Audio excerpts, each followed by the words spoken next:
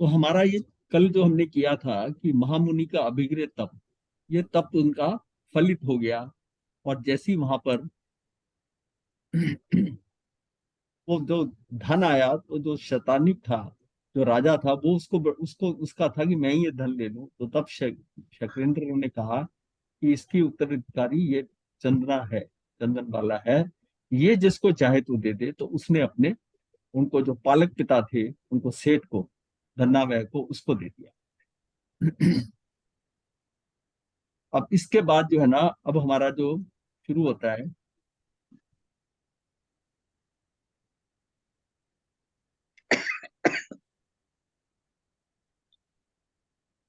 गुरुदेव, इसमें जो मृगावती जी का नाम आया है, वो वही महासती मृगावती है जो चंदना हाँ जी के हाँ साथ हाँ थी? हाँ हाँ, वही है। ये चंद्रा की मासी। हाँ जी, हाँ जी। यहाँ इनकी 7 पुत्रियां थी, चेटक राजा की। हाँ सबसे बड़ी जी। ज्येष्ठा थी, उसी में ये सब आती हैं। तो मृगावती, धारणी।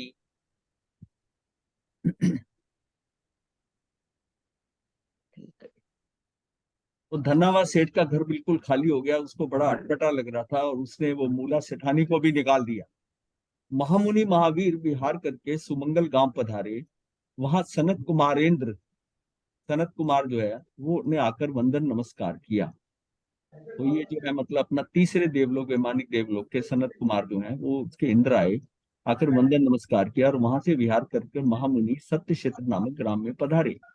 वहां महेंद्र कल्प के इंद्र ने, यहाँ पर ये चौथा जो है, ये महेंद्र कल्प होता है, इसने आकर महामुनि महावीर को भक्ति से वंदन नमस्कार किया और लौट गए।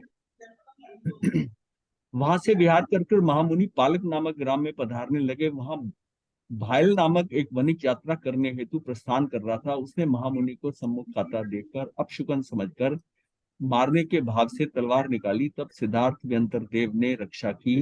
महामुनि से विहार कर महामुनि वहां से विहार कर चंपा नगरी में स्वाति दक्ष नामक ब्राह्मण की अग्निहोत्री शाला में 12वां चतुर्मास करने के लिए पधारे, और 84 तप का प्रत्याख्यान कर लिया।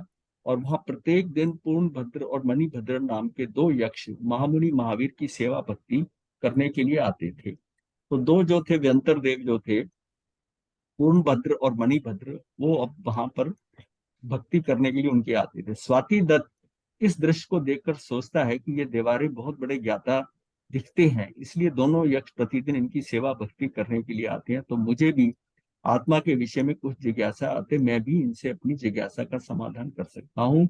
ऐसा चिंतन कर वह एक दिन महामुनि महावीर के समीप जाकर विनय पूर्वक पूछने लगा, भगवान इस शरीर में जीव कौन है? ये हमने कर लिया था, ये सारा जो है, ये हमने कर लिया था, ये हो गया था। इस प्रकार स्वाति दत्त ने महामुनि महावीर से जीव का स्वरूप समझा और भक्ति करके लौट गया। प्रभु ने भी उसे भव्य और जिज्ञासु जानकर ही प्रतिबोध दिया। 4 महाकर्मों की निर्जरा करते हुए व्यतीत हुए महामुनि सानंद संपन्न कर जरंब गांव पर था। शक्रेंद्र का आगमन, वंदन नमस्कार करके निवेदन किया, जगपति अब आपको शीघ्र ही केवल ज्ञान उत्पन्न होने वाला है। ऐसा कहकर देवलोक की ओर प्रस्थान किया। महावीर वहां से विहार कर मेंढक गांव पर पधारे। वहां पर चमरेंद्र प्रभु की भक्ति करने, चमरेंद्र जो है वो प्रभु की भक्ति करने आया और वंदन नमस्कार करके लौट गया। महावीर मुनि वहां से विहार कर छम्माती ग्राम जो है, वहां गांव के बाहर कायवसर करके ध्यानस्थ बनकर स्वयं की साधना में तल्लीन हो गए। महावीर आत्म साधना में समलीन है। उधर एक ग्वाला बैलों को लेकर महामुनि के पास आता और कहता कि तुम मेरे इन बैलों का ध्यान रखना, मैं गाय धोकर आता हूँ। महामुनि तो ध्यान में निमग्न थे। ग्वाला अपने बैलों को छोड़कर समीप में और स्वयं दूहने चला गया। वो जो कहा, वो भगवान ने कहा था ना, ये भी हो गया है। भगवान ने कहा था ये तो नियमित है, मेरे उपकारी है। हाँ, वहां तक हुआ। हाँ, वहां तक हो गया नियमित। अच्छा। हाँ,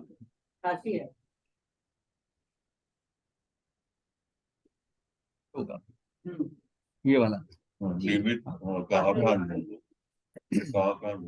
हाँ, इसको दोबारा देख लेते हैं। आत्मा में निहित अनंत शक्ति को उजागर करने के लिए 2 शब्दों का विज्ञान समझना अनिवार्य है। एक शब्द है अन्याय और दूसरा शब्द है उपकार। महामुनि महावीर के जीवन में जब भी कोई संकट, उपद्रव या विपत्ति आई तो उन्होंने कभी उसका प्रतिकार नहीं किया, क्योंकि उनके भीतर में यही भाव रहता था कि जो जो निमित्त आ रहे हैं वह सभी मेरे उपकारी हैं। उनके कारण ही मैं कर्मों के भार से हल्का हो सकता हूँ। निमित्तों को मैं कहाँ कहाँ ढूंढता, वह स्वयं आकर मेरे पर उपकार कर रहे हैं। वास्तव में तो मैं ही कसूरवार हूँ। यहाँ तक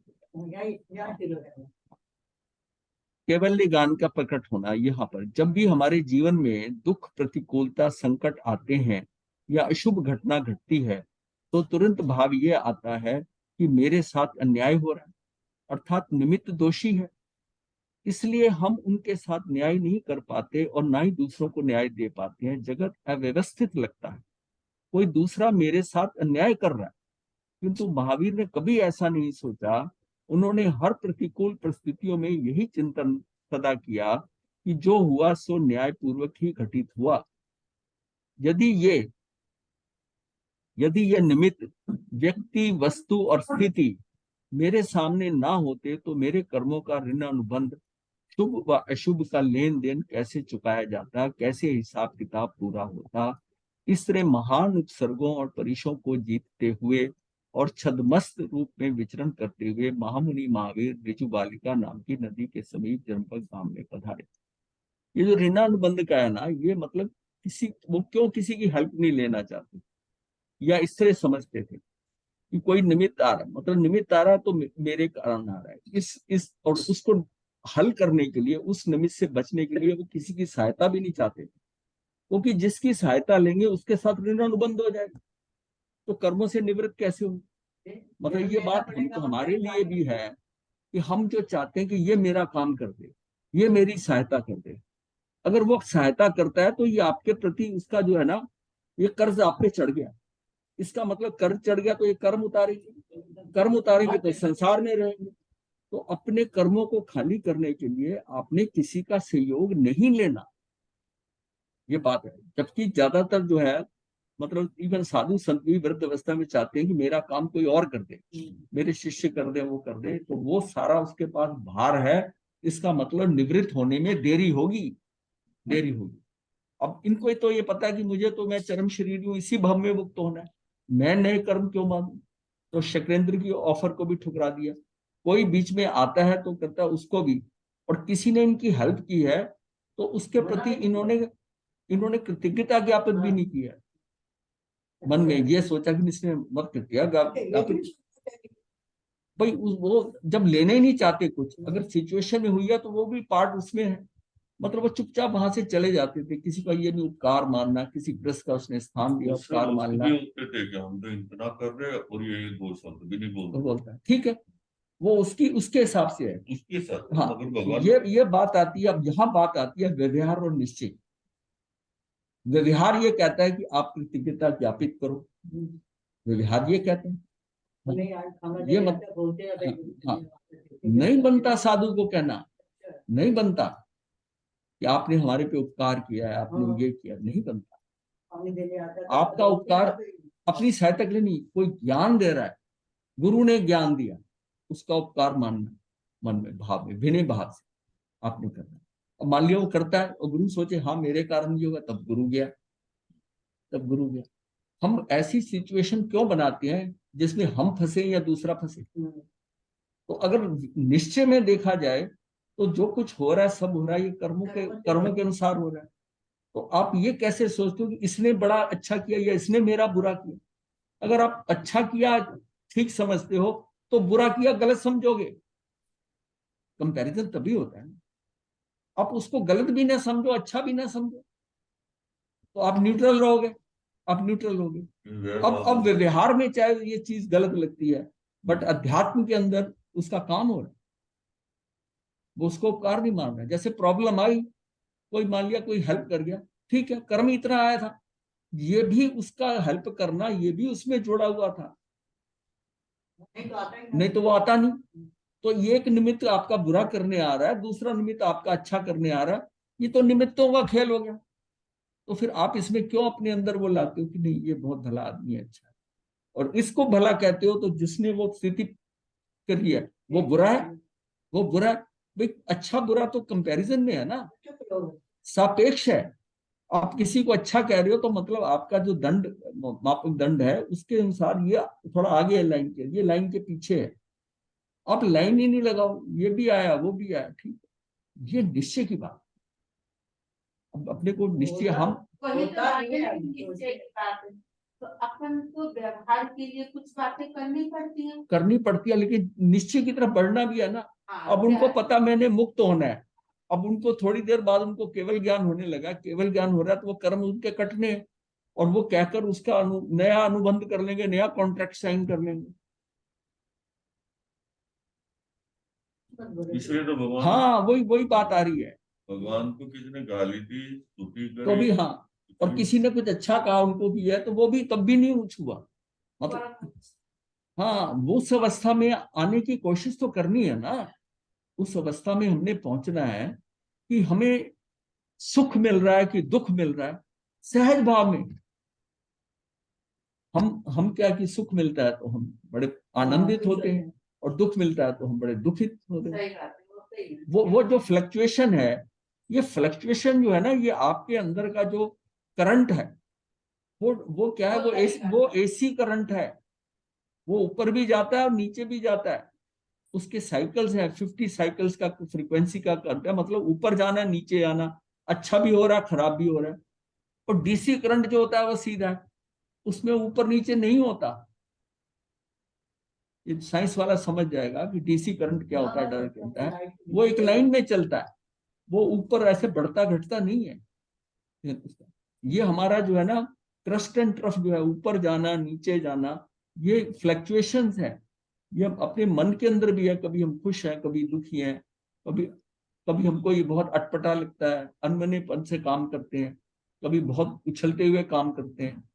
तो ये सारा क्या है, जितना जितना हम समभाव में आते जाएंगे, सहज भाव में, मतलब यह है कि इवन हंसना, बहुत जो हंसना जो है, हास्य है, वो खुशी का माध्यम है ना। वो कहते हैं कि ज्यादा से ज्यादा मुस्कुरा दो, ये ठाका मार के हंसना, ये करना वो करना, इसका मतलब आप आनंदित हो रहे हो सिचुएशन में, आनंदित हो रहे हो, तो फिर दुखी भी होंगे आप। अगर वो सिचुएशन बदलेगी तो दुखी भी होंगे, उतना ही दुखी होंगे। जो देखा है कि जो लोग मित्रता के अंदर नाचते हैं, डांटते हैं, एक दूसरे के लिए ऐसा करते हैं, जब वो पलटी मारते हैं ना, तो दुश्मनी बड़े भारी हो एक दूसरे। इसलिए हमको जो है ना, ये तो सहजता आ जानी, बात यही है कि हमें सहज हो जाए। सहज हो गए तो ये कुछ नहीं है, आपको सारा कुछ ये नजरेगा कि ये व्यवस्थित है, ये बुरा कर रहा है, ये अच्छा कर रहा है, ये सारी कर्म की व्यवस्थाएं हैं, इन कर्मों की व्यवस्थाओं के अनुसार हो रहा है ये, क्योंकि ये सारा स्वांग है, ये नाटक है। नाटक के सबको रोल मिले हुए अपना पार्ट है। हाँ, अब ये वही हालत है कि फिल्म को फिल्म बना के देखो, तो उस फिल्म में दुख होने के सीन है, उसकी माता की मृत्यु हो गई है, उसका ये हो गया, उसको फिल्म समझ रहे आपने कि ये एक्चुअल में नहीं हुई। अगर फिल्म के अंदर हम अंदर धस गए हैं, तो मैंने देखा है कि लोग रोते भी हैं, पिक्चर हॉल में जाते हैं तो रोते भी हैं। पिक्चर की मतलब है कि उसमें इतना धस गए हैं कि उसको रियलिटी समझने लगे। यही हाल हमारा है। ये खुली आंख का स्वप्न है, ये भी फिल्म चल रही है, ये भी फिल्म चल रही है। कोई आपका ठीक अच्छा करने आ रहा है, कोई बुरा करने आ रहा है, वो सारा व्यवस्थित है। अगर आप व्यवस्था समझ रहे हो, इसको व्यवस्थित समझ रहे हो, तो आप इसको बिल्कुल सहजता से ले लो, नहीं तो आप सहज नहीं हो सकते। जब हम कहते हैं कि सरल हो जाओ, सहज हो जाओ, सहज कैसे हो जाओगे? अगर अप्स एंड डाउन्स आ रहे हैं तो कैसे हो जाओगे? लाभ और हानि का आपको जो है, सम्मान और अपमान का ये जो डिफरेंस है, सुख और दुख का, मान अपमान का, मतलब ये आप कैसे, किसी ने आपको कह दिया आओ आओ बैठो, तो उसी में ही आदमी को आ गया कि इसने मुझे कहा। फंक्शन में गए, दूर से देखा, आप अपनी इमेज जानते हो, और दूर से एक व्यक्ति बढ़ के आया, आइए आइए आप बैठिए, तो वो क्या है कि आपकी गर्दन तन जाएगी थोड़ी, और कोई आप घुसे वहां पर, कोई आपकी तरफ देखे ही नहीं, कोई आपको सीट भी नहीं ऑफर करे। आप कितने अंदर से कितने डिप्रेशन फील करते हो उस समय पर। उस टाइम स्थिति क्या है कि मेरा मुझे जानते नहीं है क्या, इनको कुछ करना चाहिए मेरे लिए, मैं इतना बड़ा इस पद के ऊपर हूं, ये सारा यही तो गड़बड़ कर रहा है, यही गड़बड़ कर रहा है। जब जैसे ही पद की गर्मा की गर्मी अगर दिमाग में आ जाए तो व्यक्ति कितना ज्यादा उसका पतन हो सकता है। ऐसा रहता है ना। हाँ, ये सारा खेल क्या है, ये यही है।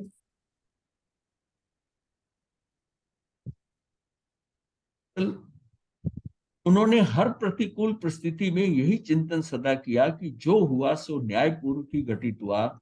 यदि यह निमित्त व्यक्ति, वस्तु और स्थिति मेरे सामने ना होते तो मेरे कर्मों का ऋण अनुबंध, शुभ व अशुभ का लेन देन कैसे चुकाया जाता, कैसे हिसाब किताब पूरा होता। इस तरह महान उपसर्गों एवं परीक्षों को जीतते हुए और छद्मस्त रूप में विचरण करते हुए महामुनि महावीर ऋजु बालिका नामक नदी के समीप जरंबक ग्राम में पधारे।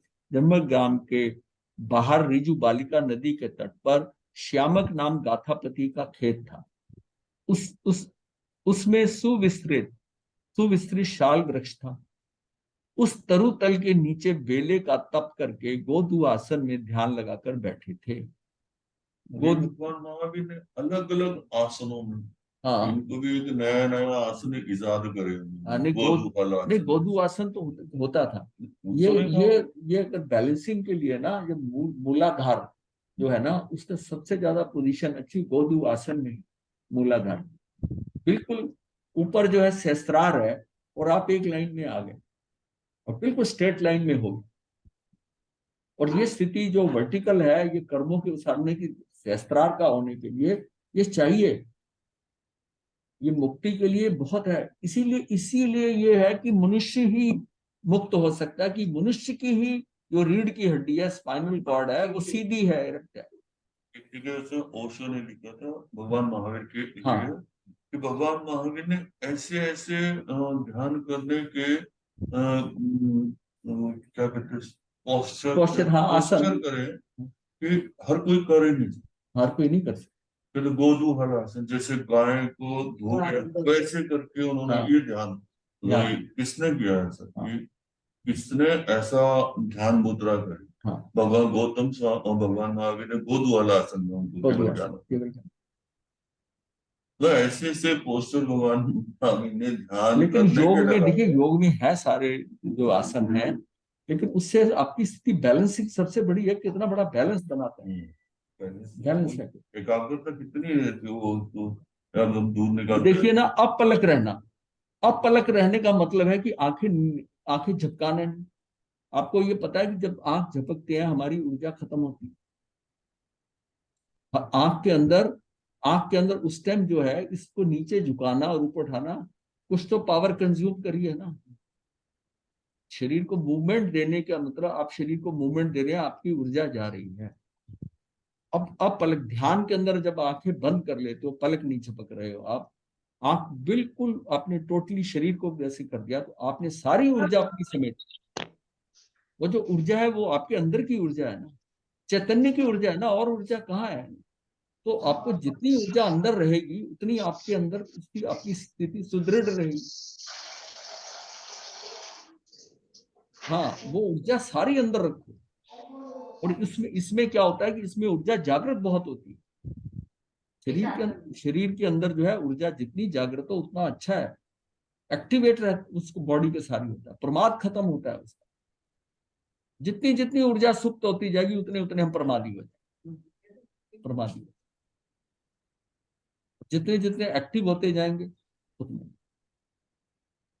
उस तरुतल के नीचे बेले का तप करके गोधु आसन में ध्यान लगाकर बैठे थे। ध्यान की गहनता में एक एक करके 4 घनघाती कर्म क्षय हो जाते हैं। विजय मुहूर्त में शुक्ल ध्यान में रहते हुए, शपथ श्रेणी चढ़ते हुए, वैशाख शुक्ला दशमी के दिन चंद्र जब चित्रा नक्षत्र में आया, तब चतुर्थ पहर में महामुनि महावीर को केवल ज्ञान प्रकट हुआ। मतलब यह है कि दिन का जो अंदर चतुर्थ पहर में, चौथा मतलब लास्ट पहर के उस समय के अंदर, वो एक पहर का टाइम था जब इनको की ये केवल ज्ञान प्रकट हुआ। उसी समय इंद्रों के आसन कंपायमान हुए उन्होंने अवधि ज्ञान का उपयोग लगाकर देखा, हो प्रभु महावीर को कैवल्य ज्योति प्रकट हो गई है। जब एक सूरज का उदय होता है तो धरती प्रकाशित होती है। केवल ज्ञान का जब प्रकाश होता है तो लगता है जैसे असंख्य सूरज का उदय एक साथ हो गया, इतनी रोशनी हो जाती है उस समय को, एक साथ हो गया। सर्वज्ञ सर्वदर्शी प्रभु महावीर के भीतर अनंत करुणा की धारा बहने लगी। प्रभु महावीर का केवल ज्ञान कल्याणक बनाने के लिए देवता रिजु बालिका तट पर 64 इंद्रों के साथ पहुंचने लगते हैं। सूर्य अस्ताचल की ओर जाने को है। देवता हर्ष विभोर हो गए। उस हर्षातिरेक से कोई देव गाने लगा, कोई नृत्य करने लगा, अनेक प्रकार की चेष्टा देवगण करने लगे। तदनंतर देवों ने समवसरण की रचना की। प्रभु महावीर ने केवल ज्ञान से जाना कि यहाँ कोई जीव सर्ववृत्ति चरित्र अंगीकार करने वाला नहीं है, तथापि अपना कल्प जानकर समवसरण में विराजे और वहां धर्म देशना दी। प्रभु महावीर की प्रथम देशना में मात्र देव होने से किसी ने कोई त्याग प्रत्याख्यान नहीं किया। इस कारण प्रथम देशना खाली गई। इसे आगमों में आश्चर्य रूप में बतलाया है। हाँ, आश्चर्य। प्रभु महावीर तो केवल ज्ञान के प्रकाश में अनंत अनंत आत्माओं को भव्य रोग के कारण आदि व्याधि और उपाधि से पीड़ित देख रहे थे। अज्ञान की अवस्था के कारण अपने आत्म स्वरूप से पर रूप में जाते हुए देख रहे थे। उनका हृदय करुणा से लबालब भर गया। हृदय जब दया से लबालब भर जाए तो वह करुणा का प्रभाव बाहर बहता, फिर करुणा का बाहर। बस ऐसी अवस्था प्रभु की हुई। करुणा दूसरों पे करना, ये भी ऐसा, इसकी यह हालत हो रही है, इसकी यह हालत। इस तीर्थ में हाथी के वाहन वाले, कृष्ण वर्ण वाले, बाएं हाथ में चमर और दाहिने हाथ में नकुल धारण करने वाले, मतांग नामक यक्ष और सिंह के आसन वाली, नील वर्ण वाली, दो वाम भुजाओं में चमर और वीणा एवं दाहिनी भुजाओं में पुस्तक और अभय को धारण करने वाली सिद्धाइका देवी, सिद्धाइका और मतांग नामक यक्ष, ये दोनों नित्य प्रभु के पास रहने वाले शासन रक्षक देव और देवी हुए। ये भी पॉइंट हो गया। ये सृष्टि शाखा पुरुष के चरित्र में पृष्ठ 105 पे आएगा। तीर्थंकर केवल ज्ञान होने के एक मुहूर्त पर्यंत वहीं रुकते हैं। इसी कारण प्रभु महावीर असंख्य देवों से परिव्रत भगवान महावीर मध्यम पावा की ओर पधारने लगे। शाम का टाइम था। ये आवश्यक चूर्णी जिनदास के पृष्ठ 324 पे आया है। तीर्थंकर शब्द जैन वाङ्मय का परिभाषिक शब्द है। जैन धर्म में संस्थापक को तीर्थंकर की संज्ञा से अभिहित किया गया। मतलब ये हमने तीर्थंकर की संज्ञा जो है, जो जैन धर्म का संस्थापक होता है। साधु साध्वी श्रावक श्राविका रूप चतुर्विध संघ तीर्थ कहलाता है। इसी चतुर्विध संघ रूपी तीर्थ की रचना करने वाले को तीर्थंकर कहते हैं। ये तीर्थंकर पद अनादि काल से चला आ रहा है। भूतकाल में अनंत तीर्थंकर हो गए, भविष्य में भी अनंत तीर्थंकर होंगे और महाविद्य क्षेत्र की अपेक्षा इस भूमंडल पर सदैव तीर्थंकर विद्यमान रहते हैं। तीर्थंकर भगवान 15 कर्म भूमि क्षेत्रों में ही होते हैं। 5 भरत 5 ऐरावत में तो तीसरे चौथे आर्य में ही तीर्थंकर होते हैं, लेकिन महाविद्य क्षेत्र में सदैव चतुर्थ आर्य के समान काल रहने से प्रत्येक काल में तीर्थंकर पाए जाते हैं। लोक में कम से कम 20 तीर्थंकर होते हैं और अधिक से अधिक 170 होते हैं। जो वर्तमान में जिएगा, हाँ नहीं जिएगा, जो वर्तमान में जिएगा वह वर्धमान बनेगा, और जो वर्धमान बनेगा वो एक दिन महावीर बनेगा। एक दिन महावीर, हाँ वो महावीर बन जाएगा। अब इसके बाद थोड़ा ये देखते हैं, ये सारा मैप जिस मैप के अनुसार ये क्या, ये देखिए टोटल मैप क्या है। ये देखिए ऐसा ना, नीचे झारखंड है, ये ऊपर बिहार है, उसमें तो ये देखिए। अब ये जो नदी है ना, ये गंडक नदी है। ये नेपाल से निकलकर ऊपर से गंडक नदी आ रही है, ये जो है ना, ये गंडक नदी ऐसे नीचे आ रही है। और ये गंगा जो है, गंगा ये काशी प्रयागराज से ये नीचे जो मोटी है, ये गंगा ऐसे पूरा क्षेत्र को पश्चिम से पूर्व इसको क्रॉस कर रही है।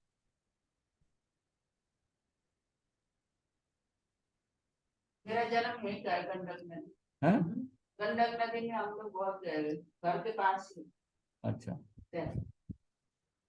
तो ये जो है ना, ये यहाँ से गंगा नदी है, यहाँ से तो घाघरा, ये नदी ये पहले मिलती है, आरा से पहले आती है।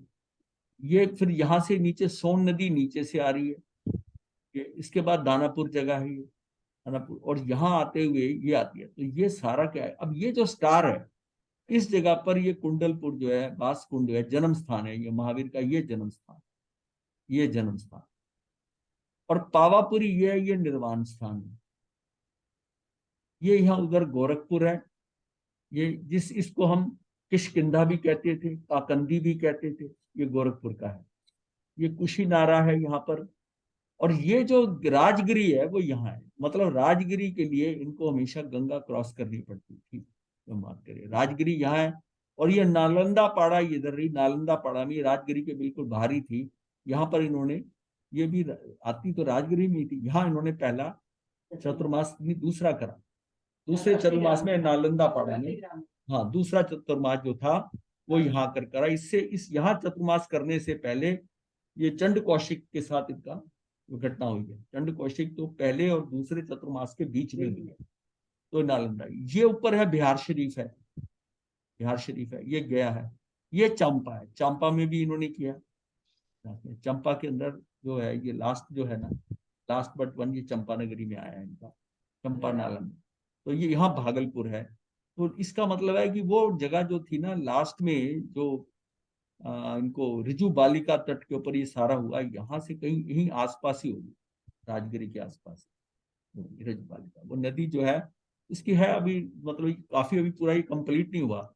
और बिहार, ये ऊपर जो है जनकपुर है, यहाँ से ये राजा जनक का, ये नेपाल में पड़ता है। विराटनगर है, इधर है जनकपुरी नेपाल में, हाँ नेपाल। ये भी उस टाइम, अभी नेपाल कह रहे हैं ना हम इसे, उसमें तो ये हिंदू राष्ट्र का पास एक ही था ना। जैसे भद्रबाहु जो उस टाइम, हाँ इसी गंडक में से सूली भद्र जब गए हैं, सूली भद्र भी तो ओके, हाँ हाँ गंडक नदी की यहाँ एक्चुअली क्या है, ये नारायणी, ये सप्त गंडक कहते हैं वो, ये नारायणी को जाता है, यहाँ से नदी घूमती है इधर।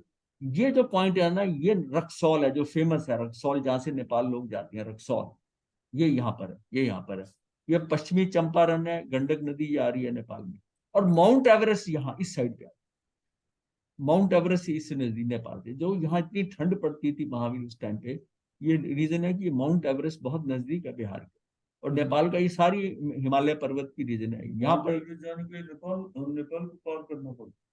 हाँ नेपाल में माउंट एवरेस्ट जाने के लिए नेपाल जाते हैं। हाँ नेपाल और तिब्बत, या अभी चीन कहेंगे, उसके वहीं पर ही है, ये बॉर्डर है हमारा, ये माउंट एवरेस्ट यहाँ से माउंट एवरेस्ट। तो ये मतलब थोड़ा आइडिया देने के लिए बनाया गया था कि हम, मतलब महावीर को ये समझना, क्योंकि अभी नाम में कोई जोड़ रहा हूँ, बड़ी जगह से इसका मतलब मिल रहा है कि कौन सी जगह कहाँ पर है। तो अब मैं चाहता, हाँ अब तो चेंज हो गए होंगे काफी बिहार में। हाँ जी, हाँ चेंज हो गए हैं। अब जैसे ये पावा है, मध्यम पावा, जहां पर उन्होंने संवत्सरण दूसरा लगेगा, वहां 3 मध्यम पावा, 3 जगह, हाँ पावा जो वर्णन आता है पावा। फिर हमने कैलकुलेट करा कि ये पावा कौन सी है, क्योंकि ये ओवरनाइट पहुंच गए वहां पर, क्योंकि वो जो यज्ञ था उसका, गौतम का, इंद्रभूति गौतम का, वो एकादशी को था। और इनका 10वीं शुक्ला दशमी को इनका केवल ज्ञान होता है। वैशाख शुक्ला दशमी है ना, वैशाख शुक्ला दशमी का, और उसका एकादश को वहां हो रहा है। और ये उसमें सारी रात चलते रहे हैं। और साथ में इन्होंने फिर इस बात को लेकर निषेध किया है कि अन्य साधु साध्वी रात में नहीं भ्रमण करेंगे। लेकिन उस समय देवों के साथ इन्होंने देवों के साथ गए विहार करते हुए, वो भी अभी वर्णन जो इसमें आएगा अभी बताऊंगा। एकादश को उनका यज्ञ था, उनका यज्ञ था, वो तो फिर 10वीं को ही चले गए, तो फिर उसने वहां रात, सारी रात चलते रहे, जो वर्णन आता है सारी रात। यज्ञ में आ रहे हैं सारे देव, फिर एकादशी को था तो क्या पहले इसको कैसे अनुमान हो गए? देवता जो है वो तो जो इनके साथ जा रहे हैं, देव इनके साथ तो पैदल चल रहे थे देव, शक्रेंद्र वगैरह सब, इंद्र तो चले गए उसमें, वो देव अलग है। देवों को टाइम लगता है क्या? हमने उनको कहीं टाइम नहीं लगता ना, लेकिन वो रात भर में ही, इसका मतलब 12 योजन ट्रेवल करा, ये बड़ा कैलकुलेशन भी है। 12 योजन दिगंबर मान्यता के अंदर वो कहते हैं कि दूसरा संवत्सरण जो है ना वो 66 दिन बाद होगा, लेकिन इस यहाँ जितने हमने पढ़े हैं उसमें ये है कि वो एक दिन बाद में ही था, और इसी रात भर चलना। Not so okay. और इसको ये मतलब विषय है थोड़ा इसको जानने का कि ये कैसे हुआ है, लेकिन ये सिर्फ नक्शा तो ऐसे है ना कि भगवान कैसे मूव करते रहे, और ये इसी एरिया में मूव करते रहे। तो अपने को ये जानने का मतलब ये एक्चुअली ये कोसी नदी इधर इस साइड में बह रही है, तो ये कैसे है। अब जहां जहां वर्णन आया भगवान ने नाव से पार करा। जब राजगिरी गए थे नालंदा का दूसरा चतुर्मास करने के लिए, तो हमने बताया था कि इनकी नाव को वो डगमगाने लगी थी, तो संबल और कंबल दो देवंतर देवों ने उस नाव को बचाया था। तो फिर देखा कि भाई समझ नहीं आ रही थी नाव का, जब नक्शा बना तो नजर आया कि हाँ वाकई जब भी बिहार की ये साउथ ऑफ बिहार जाना पड़ेगा तो गंगा तो क्रॉस होगी होगी, और उस टाइम ब्रिज तो थे नहीं, तो वो बोट से ही होगी ना। इसका मतलब ये कुंडलपुर में यहाँ है, छपरा यहाँ पर है, ये करते हुए मुंगेर इधर है। ये सारे नाम ना कहीं की इनकी इनकी यात्रा में कहीं ना कहीं छूते हैं आकर। और ये जो थे गोबर गांव है ना, ये भी राजगिरी के पास में ही था, जहाँ के ये इंद्रभूति गौतम थे, ये तीनों भाई थे यहाँ। हाँ गोबर ग्राम के थे। मतलब ये इसको है ना, इसको और हम इसको अपडेट करेंगे जो जो चीजें पता चलती जा रही, क्योंकि ये ना जैसे ये पता करना पड़ा कि इसका डिस्टेंस कितना है, सारा नीचे डिटेल है कि कहाँ कहाँ से ये लिया गया। ये आज की डेट में वो बिहार के मोतीहारी से 35 दूर सीतामढ़ी है, उन दोनों इसका नाम श्वेतांबिका था। हाँ श्वेतांबिका था। वो सारा ढूंढ के ना इसको मतलब महावीर की पूरी यात्रा जो है ना समझ आएगी कि वो कहाँ से कहाँ घूमकर चलते रहे, नहीं तो वो ये पढ़ने में समझ नहीं आती, नहीं आता। ऐसे पिक्चर से क्लियर हो जाता है। पिक्चर से क्लियर होता है, पिक्चर बनाने में थोड़ा लगा कि भाई कैसे। हाँ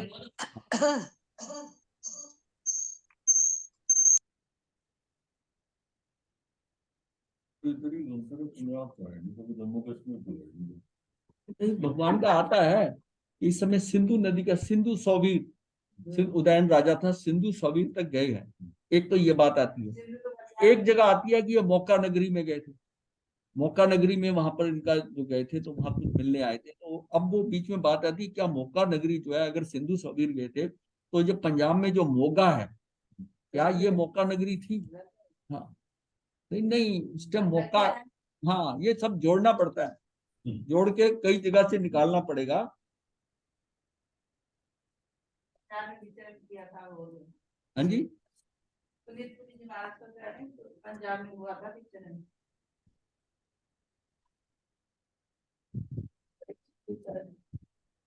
तो उनके क्षेत्र में बिहार अब इसमें कुछ आगे है ना, वो उसका भी स्कैनिंग नहीं हुआ है, वो मैं बताता हूँ आगे। कि प्रभु महावीर के साधना काल में हुए तप। अब हम तपों को जानते हैं कि इसी साधना काल में कोई केवल ज्ञान हो गया। अभी प्रभु महावीर ने 12 वर्ष 6 मास और 15 दिन की साधना काल में कठोरतम तप, उसका विवरण इस प्रकार है। छठ मासिक तप एक किया, 10वें चतुर्मास के उपरांत संगम देव के उपसर्गों के कारण निर्दोष आहार नहीं मिला। 6 मास पश्चात वृद्ध गोपी वत्स पालिका के यहाँ निर्दोष खीर का पारना हुआ और संगम देव के हार कर वापिस गया। संगम देव ने 6 महीने तक आहार नहीं लेने दिया, और पहली रात में तो 20 उपसर्ग दिए।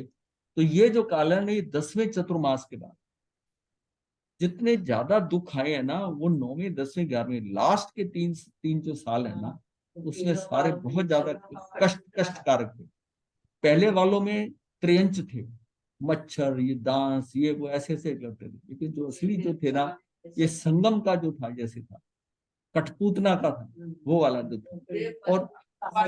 और सबसे लास्ट वाला जो कील ठोकने वाला, वो सबसे ज्यादा वो भयंकर था, भीषण था। तो इसमें क्या है कि दूसरा इन्होंने क्या तप करा, 5 मास और 25 दिन का तप। ये 13 बीघे से इसका पारना का हुआ, कौशंबी में हुआ। ये 12वें चतुर्मास से पूर्व, ये 12वें चतुर्मास से पूर्व हुआ। ये हमारा हम डिस्कशन में आ गया है। सारा चतुर्मासिक 9 तप किए, 12 इन्होंने चतुर्मास किए। तो पहले पहले 3 के अंदर तो ये एक एक मास खमन करा या 2 मास का करा, 3 मास से करके ऐसे निकल गए। जब 3 चतुर्मास हो गए इनके ऐसे, जिसमें मास खमन करते हुए या 2 मास का खमन किया, तो चौथा चतुर्मास इनका प्रश्चंपा में था। चंपा मतलब ये जहां ये इस चंपा के इधर प्रश्चंपा यहाँ था चतुर्मास में। और यहाँ पर भी है, इन्होंने 4 मास के लिए आहार पानी का त्याग, 4 महीने कुछ नहीं लिया। ये इनका यहाँ पर था चौथा चतुर्मास। 5वां चतुर्मास था भद्दिलपुर में था। 6ठा चतुर्मास भद्रिकापुर में था। 7वां चतुर्मास अलभिका नगरी में। 8वां चतुर्मास राजगिरी में। 9वां चतुर्मास अनार्य देश में, लाट देश में। 10वां चतुर्मास श्रावस्ती में। और 11वां विशालपुरी, जहां पर 11वां वो है जिसमें नवीन सेठ और जीर्ण सेठ, पूर्ण कह दो या अपूर्ण कह दो, वो के, और यहाँ पर मतलब 11वें चतुर्मास के बाद ये हुआ। और 12वें चतुर्मास चंपा नगरी में अग्निहोत्री की शाला में, चंपा नगरी में लास्ट हुआ। चंपा नगरी ये लास्ट में यहाँ पर हुआ। इसका मतलब उसके बाद ये यहीं घूमते रहे, यहीं कहीं पर ही इनको रिजु बालिका नदी होनी चाहिए। हाँ, राजगिरी के पास में। तो राजगिरी साउथ ऑफ बिहार में ये पड़ता है, श्रावस्ती में। अब इसका मतलब है कि इन्होंने 4-4 मास के 9 चतुर्मास जो थे ना, वो 4-4 मास तक अन्न पानी का त्याग, बिल्कुल। फिर उसके बाद में इनका त्रिमासिक तप है। वो जैसे पहले जो चतुर्मास किए 3, उनमें कहीं पर इन्होंने त्रिमासिक तप भी किया होगा। तो त्रिमासिक 2 तप, तो उन 3 में से किसी में 2-2 करें। पहले वाले में तो पता है मुझे कि पहले वाले में 1-1 मास के 4 मास खमन थे, पहले वाले। हाँ हाँ, दूसरे वाले में फिर करा होगा या तीसरे वाले में। ये इन्होंने त्रैमासिक तप 2 किए। फिर सार्ध द्विमासिक 2.5 मास का कितने करें, ये भी 2 तप इनके, 2.5 मास। फिर द्विमासिक कितने करें, 2 मास के 6 बार, 2 मास के 6 तप है इनके। फिर मतलब आधा, मतलब डेढ़ जो है 1.5 मास का, तो वो इन्होंने जो है ना ये 6 तप किए। फिर जो है सार्ध मासिक तप जो किए हैं वो 2 और 1.5 का किया। मास खमन 12 तप, 12 मास खमन किए हैं। पाक्षिक जो है 72 तप किए हैं, 15-15 दिन, 72 पाक्षिक तप है। भद्र प्रतिमा 1 तप है, 2 दिन का तप था। महाभद्र प्रतिमा का 4 दिन का तप था। सर्वतो भद्र का 10 दिन का तप था। ये सारी इकट्ठी कर दी इन्होंने, पारना ही नहीं किया उसके बीच। बिना पारे महाभद्र पत्रिका के साथ ऐसे 16 दिन की 3 प्रतिमाओं की तपचर्या का पारना बहुला दासी द्वारा बर्तन साफ करते हुए बचे हुए भोजन से पारना किया। ये उस प्रतिमा के बाद तेला जो किए हैं 12 तप तेले के 3-3 दिन। ये 11वें चतुर्मास उपरांत सुसुमारपुर में तेला और 1 रात की प्रतिमा, जिसमें चमरेंद्र का आना हुआ। चमरेंद्र का आना कब हुआ, 11वें चतुर्मास को। और सुधर्मा सभा में शकलेंद्र को ललकारना और फिर भागकर महामुनि महावीर के कदमों में छोटे आकार में बचाव के लिए छिपना। ये जो है ये इनका जो क्या हुआ 11वें चतुर्मास के बाद 11वें। और बेला तप 229 बेले की, 2-2 दिन के, ये मतलब 229 बेला है। इस प्रकार प्रभु महावीर ने 12.5 वर्ष 15 दिन की साधना काल में 4,578 दिनों में 4,229 दिन तपश्चर्या में व्यतीत करे और 349 दिन तक का पारना है।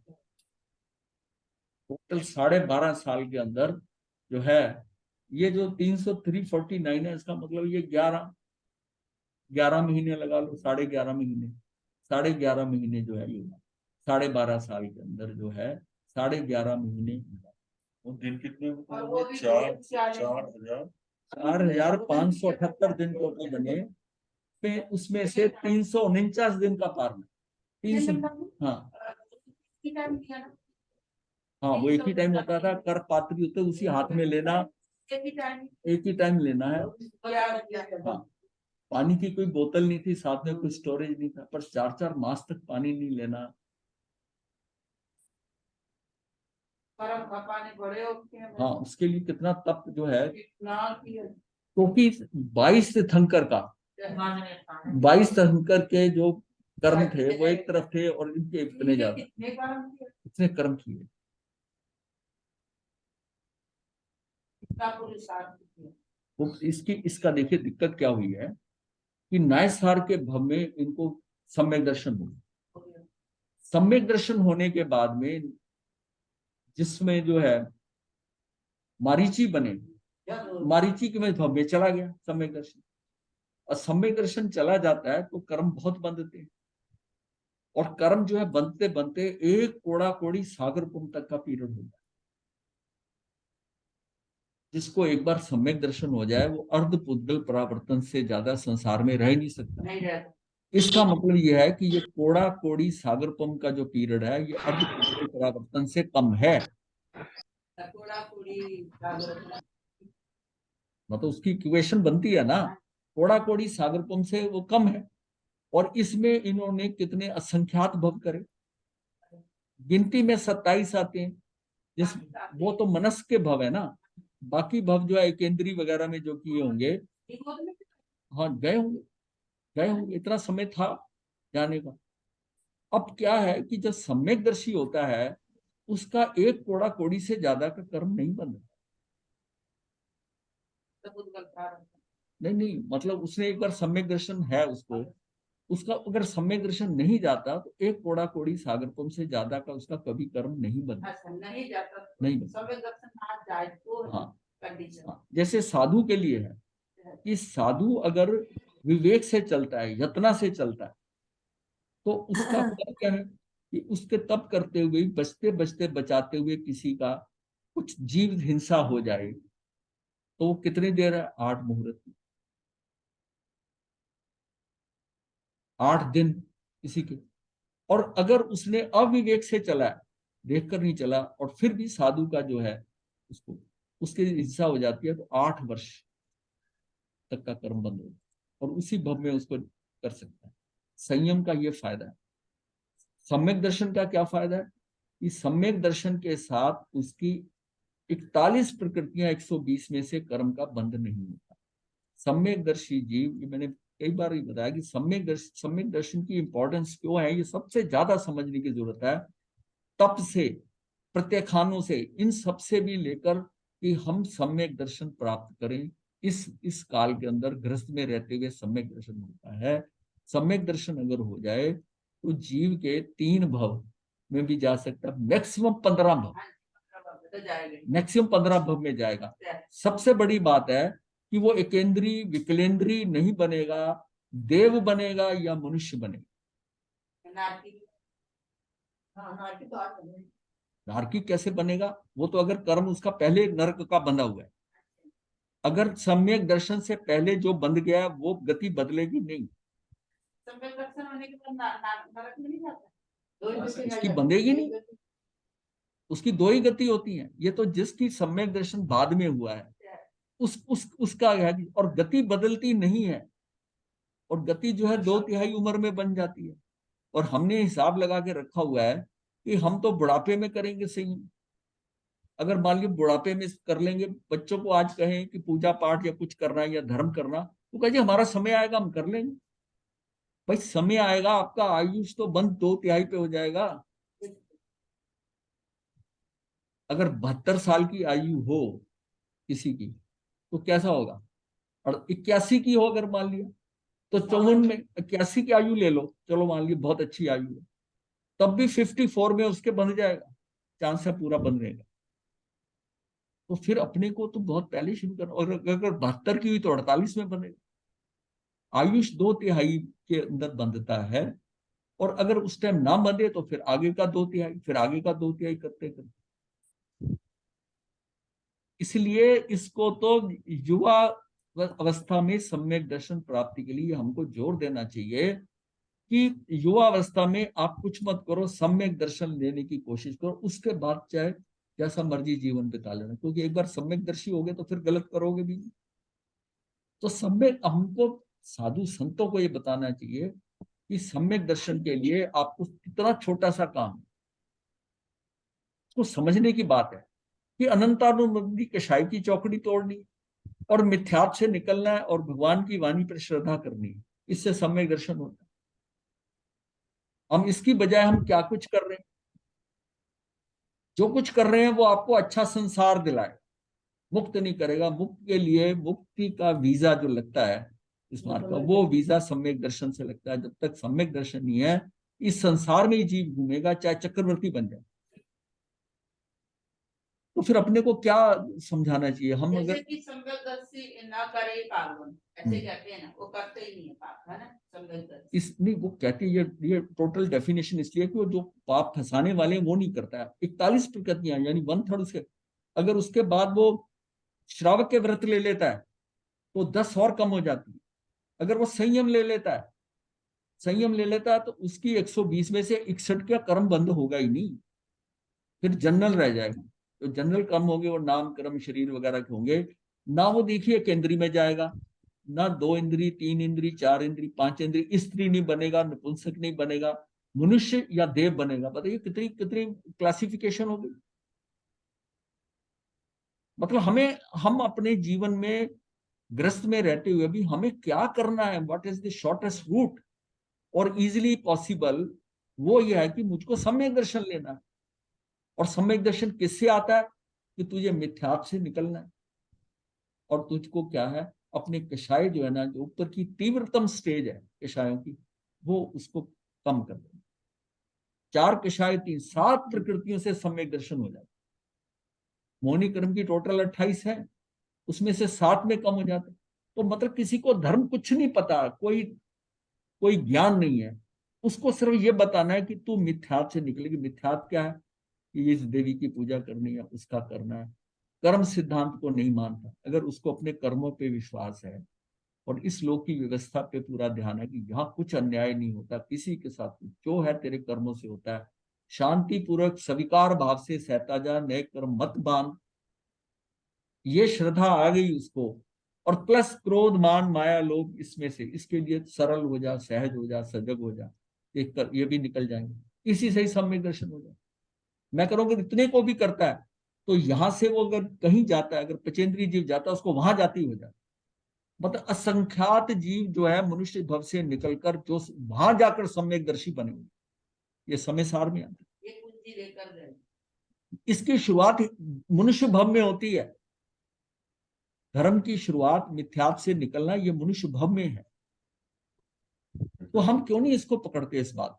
समय की तो नाक में भी जीव हाँ हाँ, नर्क का बंद मैं कर कह रहा हूं रखा है। 7वीं नरक में सम्यक दर्शन हो सकता है अगर जीव ने उसका स्टार्टिंग यहां से की है। अगर जीव ने यहीं पर ही शुरुआत कर ली है तो वो इसको वहां से ही कर सकता है। ये बात को मतलब ये समझ नहीं आती कि क्यों हमने इसके ऊपर, क्यों जब शास्त्रों में आगमों में इतना क्लियर है पर इसकी इतनी इंपॉर्टेंस क्यों नहीं दी गई। हम जो आता है उसको कभी ये चीज छोड़ दे, ये छोड़ दे, उपवास कर ले, ये कर ले, माला कर, अनापूर्वी कर, ठीक है। वो मना, उसमें थोड़ी देर उसको शुरुआत में ये चीजें सिंपल बताओ क्योंकि ये उनको समझ नहीं आएगी। पर जैसे उसको 5-10 साल हो जाए, उसे क्यों नहीं कहते कि तुझे क्या करना है, असल में तुझे क्या। क्योंकि अगर सम्यक दर्शन नहीं आता, अगर मान लिया बहुत तप कर लिया, उस तप की ऊर्जा संभाली नहीं जाएगी और आपको आगे रास्ता नहीं नजर आएगा, तो फिर विश्व भूति की तरह आप जो है ना, गाय को सींगों से पकड़कर उछाल दो, इतनी ताकत आ जाएगी। और क्या है, नरक का बंद कर लिया। इसका मतलब है कि जब हम सम्यकदर्शी नहीं है और हम इतना तप कर कर वो इकट्ठा कर लेते हैं पुण्य बाल को, का होता है। तो मैं क्या, उस टाइम क्या होता है कि या वो निदान मूलक बनता है या भोग मूलक बने।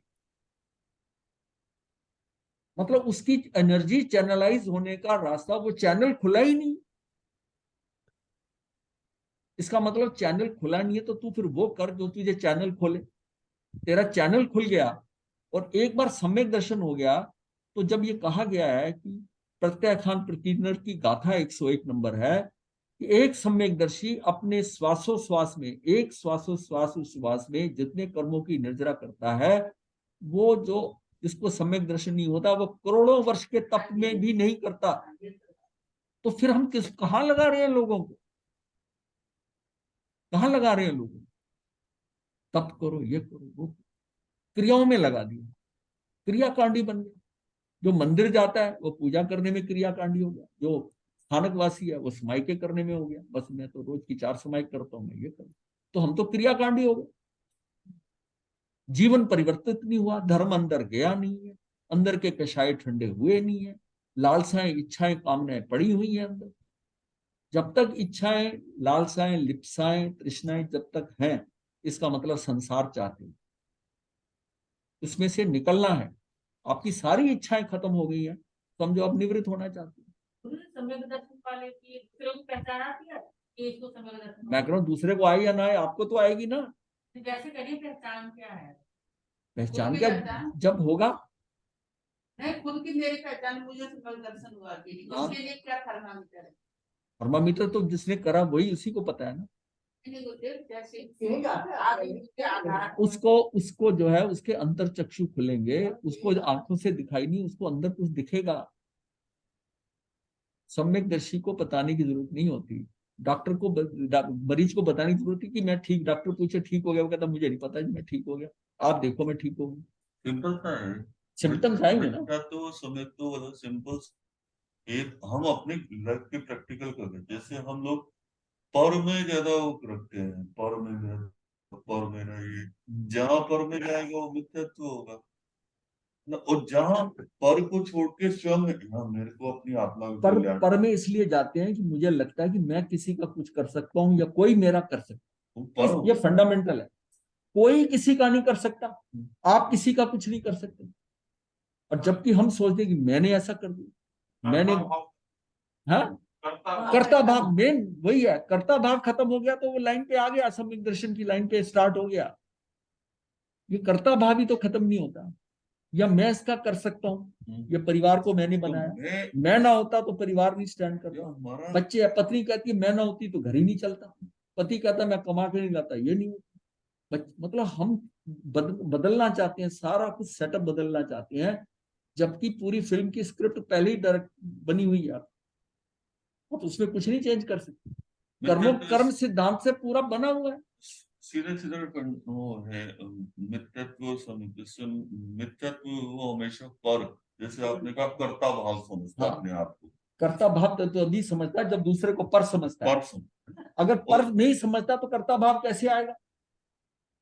आप जब अपना काम करते हो फिर अपने को कहते हो मैंने अपना काम किया, नहीं।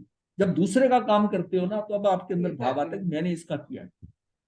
दोष दूसरारोपण दोष पे करते हैं परिवार में जब तक जैसे है काम करते हैं, परिवार के सदस्य भाई भाई में मैंने देखा इतना जुट होकर काम करते हैं, पत्नी आ गई, बच्चे हो गए, अब पर नजर आने लगे, क्योंकि वो जो अपना था उसमें डिल्यूशन हो गई, डिल्यूशन हो गई। अब उसको नजर आता है कि ये ज्यादा मेरा नजदीक है, वो दूर हो गया। ये मतलब है, ये सबसे बड़ी है कि मेरे अपने और पराये का भेद सबसे बड़ी हिंसा है। अपने पराये का भेद आ जाए, जो आपके पास है वो आपका नहीं, और जिसको आप दुश्मन समझ रहे हो वो दुश्मन नहीं। तो हम सब भी तो ऐसे बोल रहे थे, हम तो और पर आए।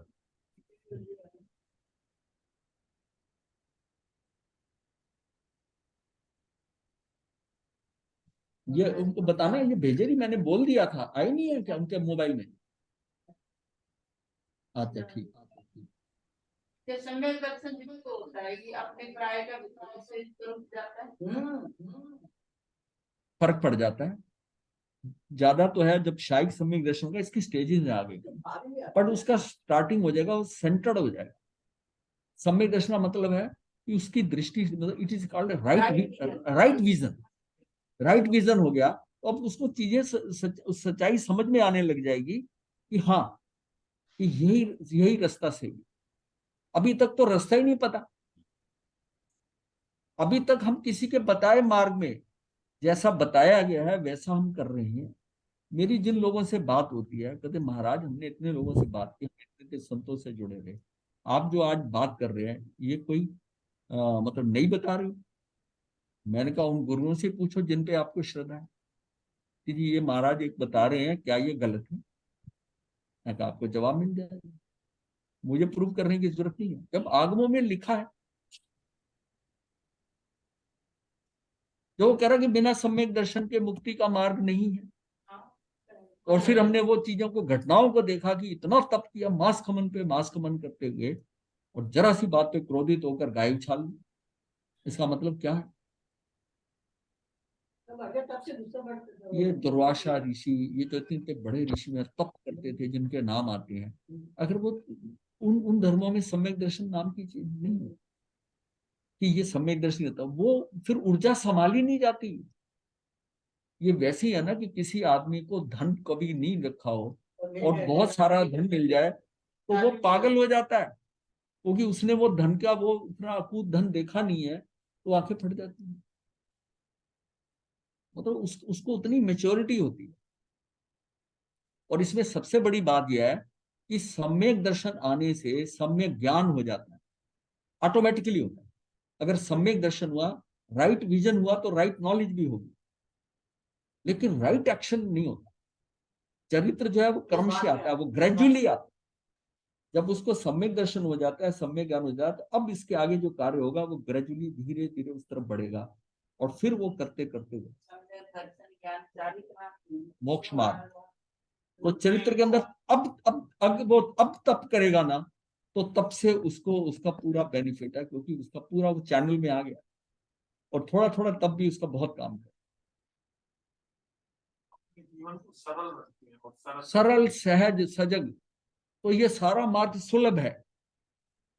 तभी मैं तो फंडामेंटल ये चीज कहता हूँ आपकी, मतलब मेरा ख्याल है कि मैंने टोटल 6 महीने के अंदर 50 बार रिपीट किया होगा कि सरल हो जाओ, सहज हो जाओ। सरल कैसे होगे कि भाई तू करने वाला कुछ नहीं है, जो हो रहा है वो सारा कर्मों के अनुसार हो रहा है। तो जो हो रहा है तो उसको स्वीकार भाव से एक्सेप्ट कर। कोई तेरा अच्छा हो रहा है, तेरा नुकसान हो रहा है, तो उसको नुकसान हो रहा है तो ये समझ कि जो जाता है वो तेरा नहीं, जो तेरा है वो जाता नहीं। जो जा रहा है वो तेरा नहीं है, और जो तेरा है वो जाता नहीं है। अब बताइए इसमें क्या उसमें आ जाएगी? पता है, इतने छोटे छोटे सिंगल लाइन के 8-10 लाइनें समझ में आ जाए, ये इतनी किताबें पढ़ने की जरूरत नहीं है।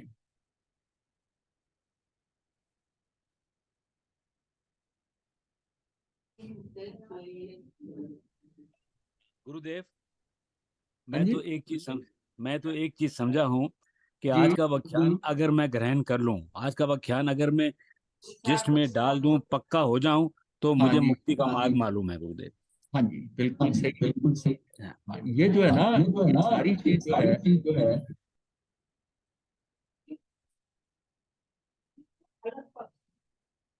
क्या चीज, वो कह रहे हैं फिर तो हम भाग्यवादी हो जाएंगे। भाग्यवादी की बात नहीं है, कर्म सिद्धांत की बात है। इसके लिए सोचना लाभ हो रहा है भाई आपके कर्मों का मिल रहा है ना, तो कर्म आपने किए, मतलब आपका अच्छा या बुरा जो आ रहा है स्वीकार भाव से ले लो ना। हाँ होता है तो ठीक है, नहीं और फिर बताइए रोने धोने से क्या होगा? पुरुषार्थ किसको कहते हैं? कुछ करने को। भगवान कहते हैं पुरुषार्थ या कुछ ना करना। अक्रिय हो जाओ, कुछ मत करो, कुछ ना करना पुरुषार्थ है। और ये बड़ा मुश्किल पुरुषार्थ है। करना पुरुषार्थ आसान है, करना पुरुषार्थ लौकिक पुरुषार्थ है। अलौकिक पुरुषार्थ क्या है? कुछ नहीं करना,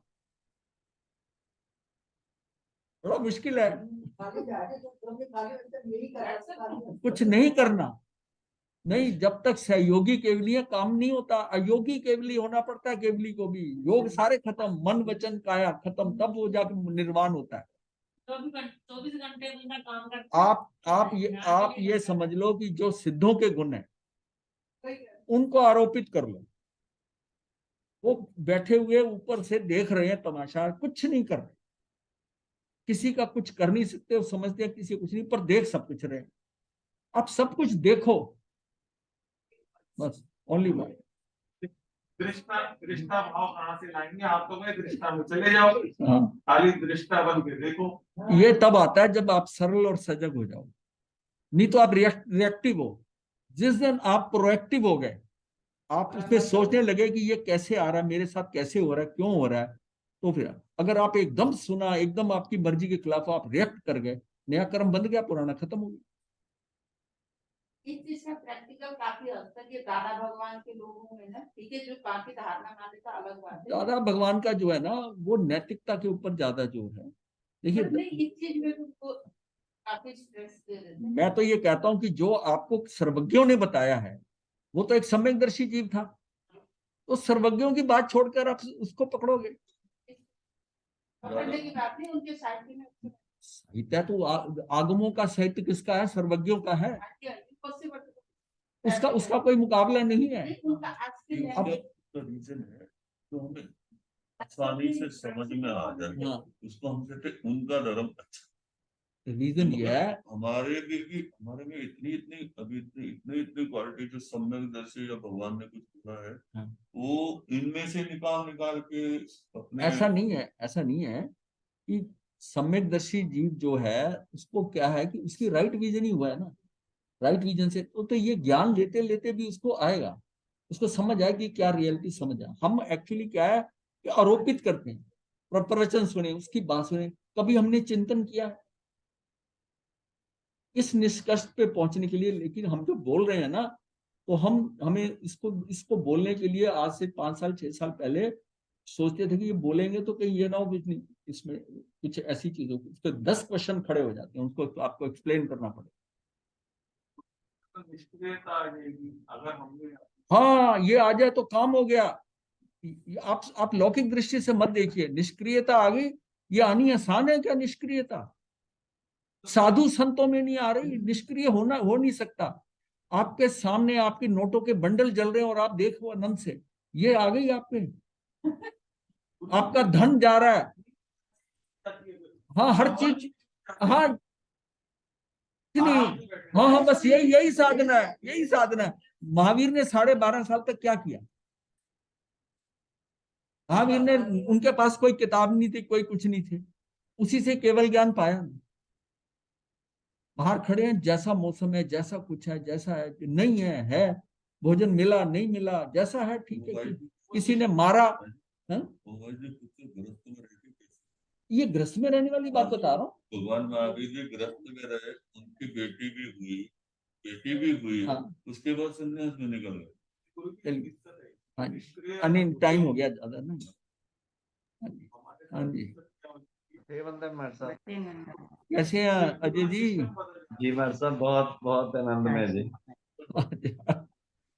आनंद आप ही है। ना, अनंत प्रकाश जी के बेटे विपिन जी आए हुए हैं, अरे वो वाह प्रश्न हो रहे हैं और महाराज के प्रश्न है, तो इसलिए थोड़ा जी, जी गुरुदेव। प्रश्न उत्तर में ज्यादा है। हाँ, गुरुदेव जी काशना करवा मैं सब देते। काटना करा दी प्रकाशना का, दोनों का।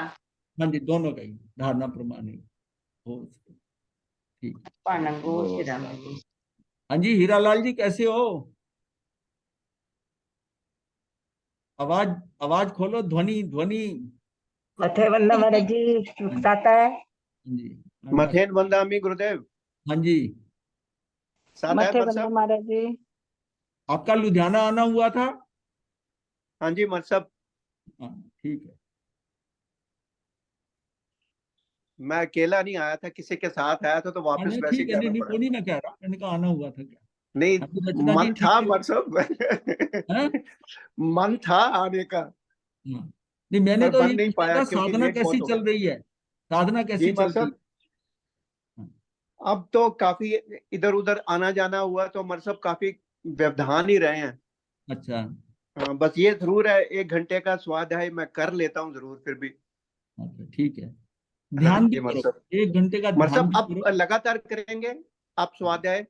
हाँ, कर देंगे। मैंने देखा लोग ढीले पड़ गए, मैंने तो उनको दिया था ध्यान करने, ध्यान क्या करते नहीं अच्छा है। किया मत साहब, हाँ। ये बिल्कुल ठीक सोच है।